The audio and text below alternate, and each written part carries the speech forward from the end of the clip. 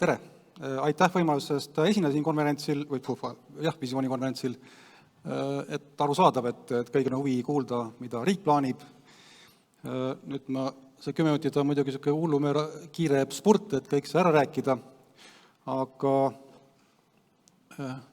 mul on selles mõttes ka kohe hea uudis, et kõik plaanid lõpevad suures plaanis järgmise aastaga, ehk siis nüüd on see harukordne võimalus, kus kõik need plaanid, mis võib-olla varasemalt on tehtud ja võib-olla ka uutele kliima ja keskkonna ja tuleviku väljakutsetele nagu ei vasta, kõik võimalik ümber teha.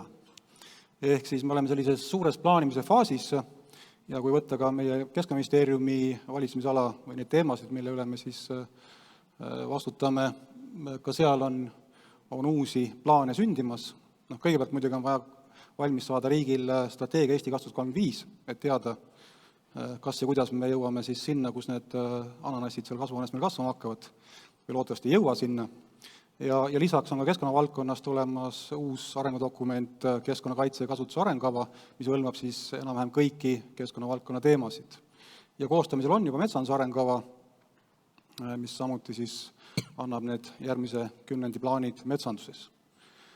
Nii et selles mõttes, kuna on selline visioonide sõnastamise ja koostamise aeg, siis ühte dokumenti lugedes jäi mulle ka silma üks ilus visioon. See on siis Euroopa Liidu 7. keskkonnaalane raamprogramm. See visioon on paika pandud aastal 2013 ja seda lugedes tundub see nagu väga ilus. Kohe nii ilus, et ma trüksin selle välja ja kleepsin ministeeriumist ka seina peale. Ehk siis see on visioon aastal 2050, hea elu maakera võimaluste piires. Ja kui seda lugeda, siis küsimus ongi, et kas meil nagu selliseid teistmoodi visioone väga üldse vaja ongi sinna kõrvale tekitada.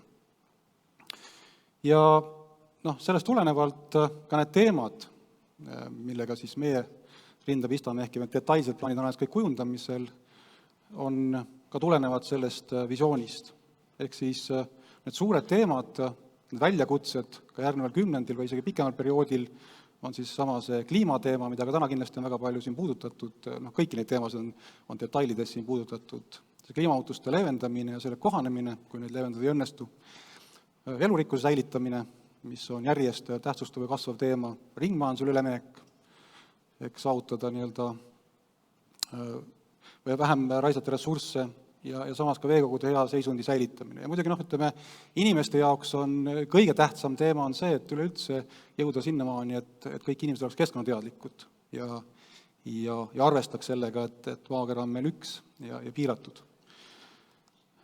Nüüd teemade kaupa lihtsalt innulennult sellised märksõnu, et kliimamuutustega on meil täpselt see, et ega me ei tea, mis meil tulemas on, et kas meil tuleb troopika, kas me siin kuivame ära või siis põleme ära või on meil pidevalt selline ilus usailm, see parempoolne pilt teeb mind eriti nukraks. Kuid me juba teame, et midagi tuleb ette võtta ja midagi me peame tegema hakkama selleks, et see tulevik ei oleks väga tume.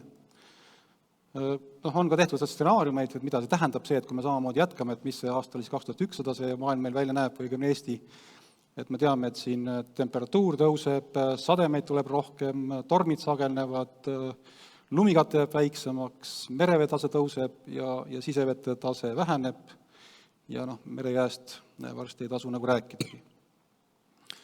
Kliimapoliitika on meil ka põhimõtteliselt nagu välja kujunemas, ehk siis meil on olemas aastaks 2050 ka kliimapoliitika põhialused, kus on eesmärk vähendada kasvuhoonegaaside koguheidet 80%.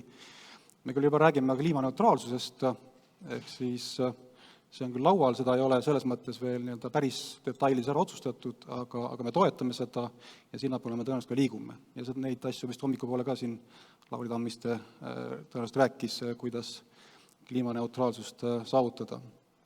Nüüd riigil endal muidugi on kõige suurem väljakutse on nendes sektorites, mis siis niinimetatud heitmekoodi kaubanduse alla ei käi, kus siis see turupõhiselt see õhuheitmete või kasvuhoonegaasid peaks vähenema, on need transport, põllumajandus, tööstuslikud protsessid, väiksemahuline energia tootmine, jäätmekäitus, kus siis riik peab oma meetmetega midagi ette võtma selleks, et seda kasvuhoonegaasidheidet vähendada ja transport on siin kõige suurem võtmesõna ja nagu siin enne oli kuulda, ka neid plaane ka Tallinnas on juba päris palju.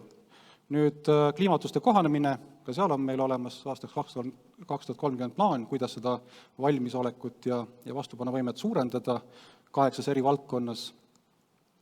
Ja eks see kohanemine midagi muud ei ole kui riskide maandamine, ehk me peame hindama neid riske, mis siis erinevatest nii-öelda kliimamuutuste protsessidest tulenevad ja mis siis ette võtta. Et siin ka on näha, et meil kindlasti on probleem nende nii-öelda kuumakohtadega, kus me peaksime vähem seda tehispinda tegema ja rohkem haljastust. On ka need paduvihmad, mis võivad sageneda ja siis see, et kuhu see lausvesi läheb ja seal on ka see teema, need looduslähedased sadeveesüsteemid, kus ajutiselt tekivad haljasaladele tiigid. Siis üleujutuste alad, kus me oleme samamoodi need ära kaardistanud ja ka seal on meetmed planeerimisel, et mida siis ette võtta, et Pärnu ära upuks või Haapsalu või Võru linn.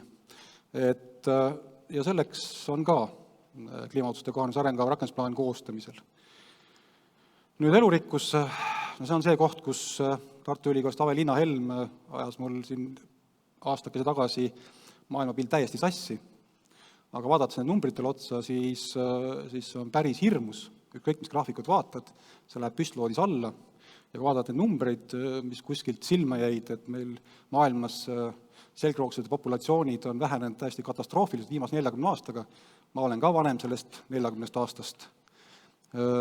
Ise kaitsealad enam ei taga mitte midagi, et Saksamaal 75% kaitsealadelt putukate elusmassist on kadunud viimase 27 aastaga. Ja tegelikult, kui Eesti võtta, siis Eestis on ka viimase aastaga 95% niidukoosustest kadunud. Ja see kõik mõjutab elurikkust ja keegi ei tea, millal need doominokuvid niimoodi kukkuma hakkavad, et me ei jõua isegi enam kätt vahele panna. Nüüd see, kus minu maailmapilt segi aeti, mina, kes haritud põllumees, ikkagi maal ja metsas on elurikkus ja linn on see tehis, et siis nüüd on nagu vastupidi. Et nüüdsel ajal intensiivse põllumajanduse juures peetakse linnasid elurikkuse pelgupaikadeks. Ja see on koht, kus ka linnadel on väga palju ära teha.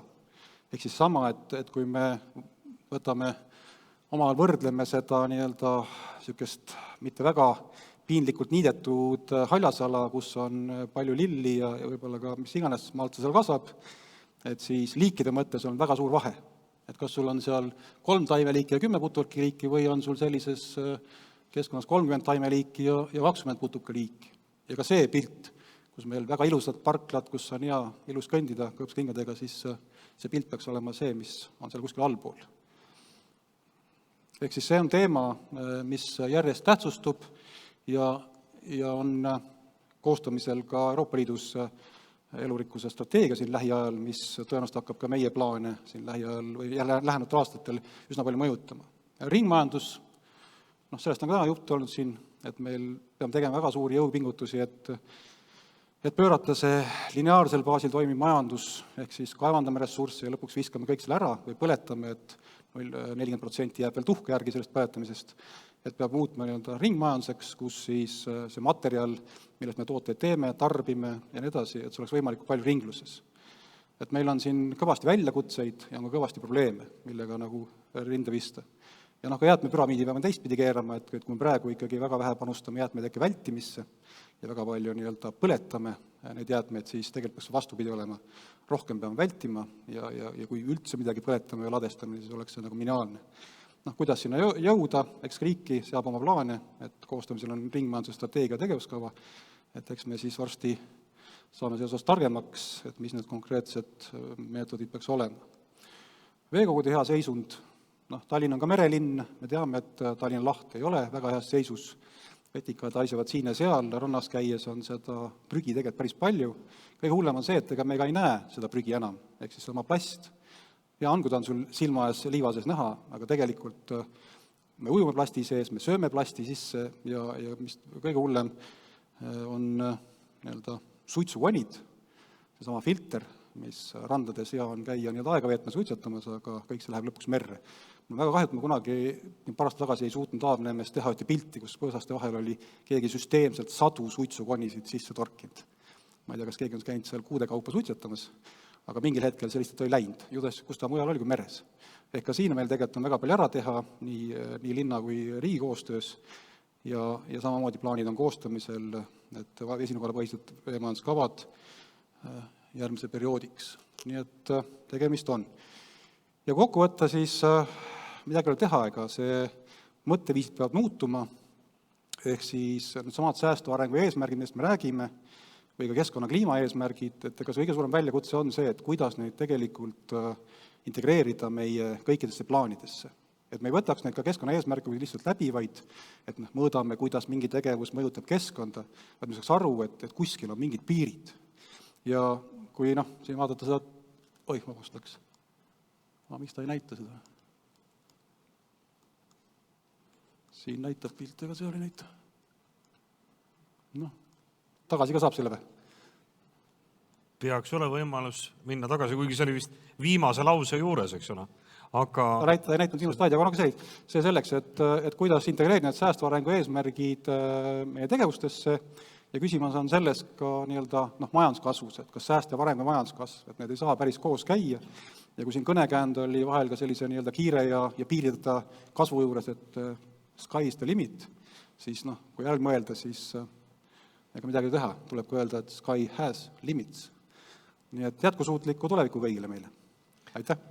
Aitäh, Andrus Pirso, ärge veel minge ära, mul on teile üks kas-küsimus, millele me tahame pärast küsida, kuidas küsimusega jätku ja see kas-küsimus on selline, et kas Eesti peaks olema see, kes kliimamuutustega kohanemisel näitab maailmas eeskuju? Ma arvan, et kui me tahame siin maailmas ellu jääda, siis ikka peab eeskuju näitama.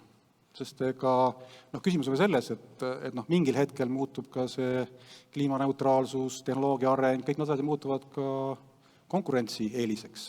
Ja siis ongi see küsimus, et kas me oleme saba osas või me oleme ees. Et võidavad ikka need, kes on ees. Need, kes saba osas on, neil on kaks asja, kas rehepaplik mõtlemine, et võib-olla neil ei lähe nii hästi ja me siis võidame sellest. Aga karta on, et praeguste nende trendide juures ma arvan, et need sabas olijad pigem kaotavad ja võidavad need, kes on ees. Ise küsimus muidugi on see, et me peame seda tegema ka oma võimaluste piires ja ka mitte üle laipade. Absoluutselt. Aitäh veel kord seminaril osalemist esinemise eest ja veel kord aplaus.